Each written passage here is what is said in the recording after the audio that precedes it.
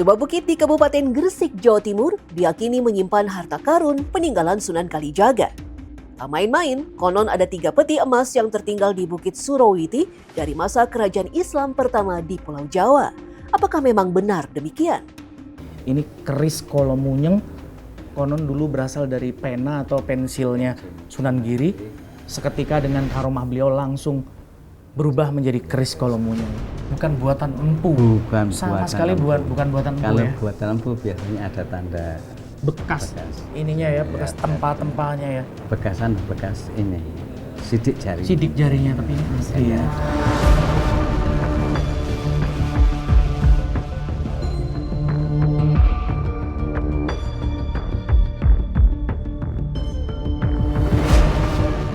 Kisah bermula ketika Sunan Kalijaga berjumpa dengan seorang bangsawan kaya, Raden Bagus Mataram, yang ingin mendukung perjuangan dakwah sekaligus mendirikan kerajaan Islam pertama di Pulau Jawa. Nah, apa yang dibawa adalah 7 peti emas. Nyata dalam bentuk fisik emas dan lain-lain. Sebagai bukti bahwa beliau siap untuk membantu pendirian kesultanan itu. Akhirnya disetujui keberadaan di sini beliau, dan harta bendanya pun sangat dirahasiakan oleh Sunan Kalijaga untuk mengatur strategi itu.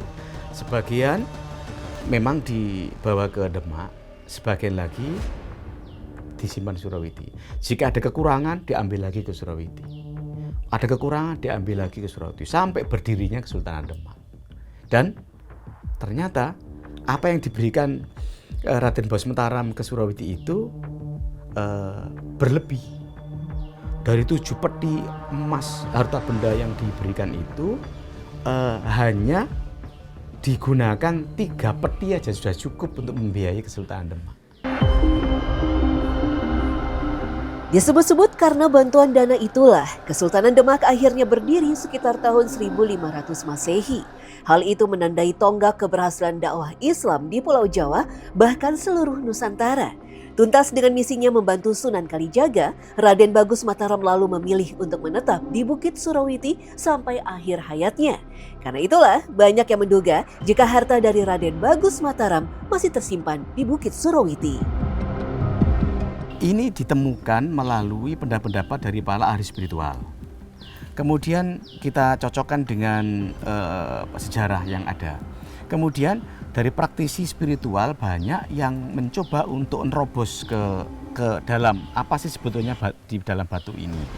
Nah, bagi para peziarah sendiri ada beberapa orang yang mendapat apa? Ya, beberapa keping emas, dan betul-betul fisik keping emas.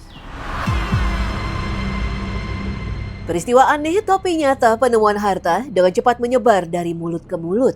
Bahkan banyak anggapan berkembang, Bukit Surawiti adalah lokasi untuk mencari kekayaan jalur goib.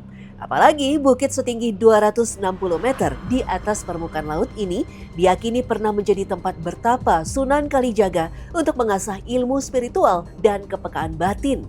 Selain itu, lokasi Sunan Kalijaga bersemedi menjaga tongkat dari Sunan Bonang dipercaya masih ada di aliran sungai dekat Surawiti. Tongkat itu berbentuk kayu bambu dan akhirnya tumbuh menjadi sekian banyak pohon ini. Memang betul-betul bersejarah karena tongkat ini akhirnya disebut pring silir, di mana pring silir itu sebagai sandaran dari Sunan Kalijaga ketika menahan dari aliran air itu. Dikisahkan Sunan Kalijaga yang masih bernama Raden Sahid menjaga tongkat Sunan Bonang di pinggir kali selama kurang lebih 3 tahun. Karena itulah ia dijuluki sebagai Sunan Jaga Kali atau Sunan Kalijaga. Dari kisah turun-temurun, pengikut pertama dari Sunan Kalijaga adalah seorang pemimpin kampung kecil bernama Suro Astono. Dari situlah dakwah Sunan Kalijaga lalu berkembang luas. Banyak orang yang kemudian tertarik untuk memeluk Islam. Sosok wali yang kental kejawaannya ini juga dipercaya membuat beduk pertamanya di Bukit Surawiti. Tapi, apakah benar ada harta karun di Bukit Surawiti? Tak ada yang bisa menjawabnya.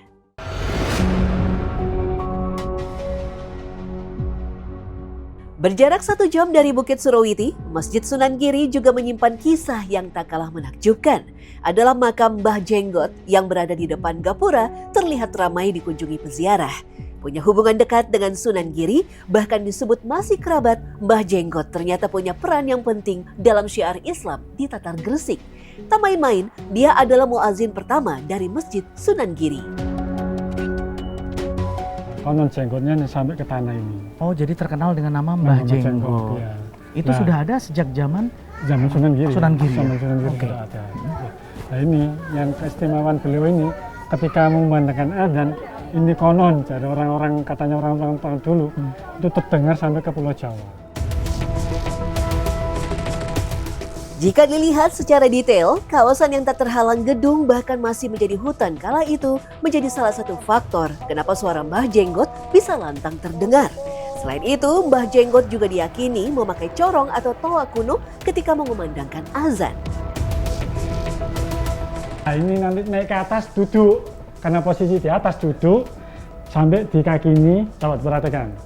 Nah, seandainya. Oh gitu. Wah. Oke, seandainya ini kita Diputer. di puncak. Tapi kisah masyhur lain juga ada di Bukit Giri Gajah, tempat Sunan Giri dimakamkan. Menyiarkan Islam dengan cara yang santun dan tembang-tembang di abad 15, kehadiran Sunan Giri membuat khawatir Majapahit yang saat itu masih menguasai Tatar Jawa. Sebuah kisah menyebut pasukan Majapahit sempat menyerbu santri Sunan Giri di Bukit Giri Gajah.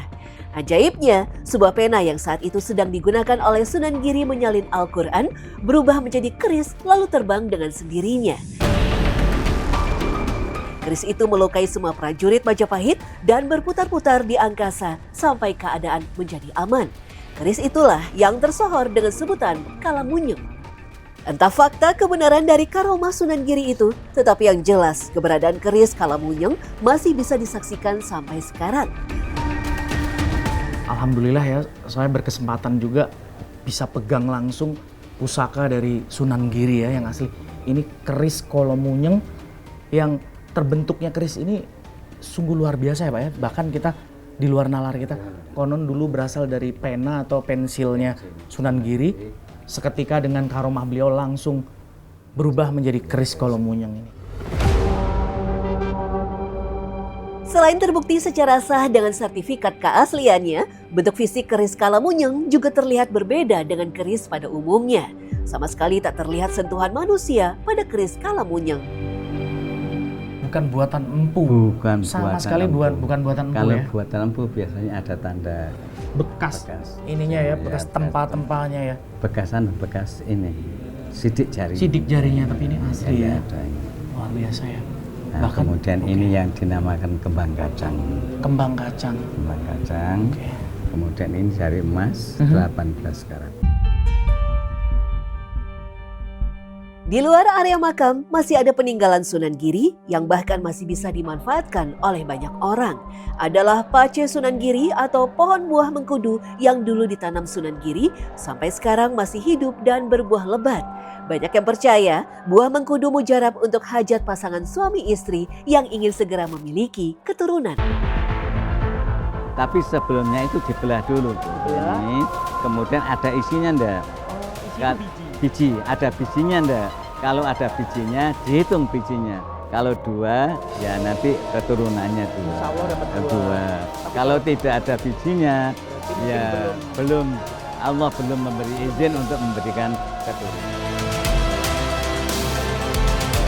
Merangkul bukan memukul, memeluk bukan mengamuk. Kalimat itulah yang cocok disematkan untuk Sunan Giri.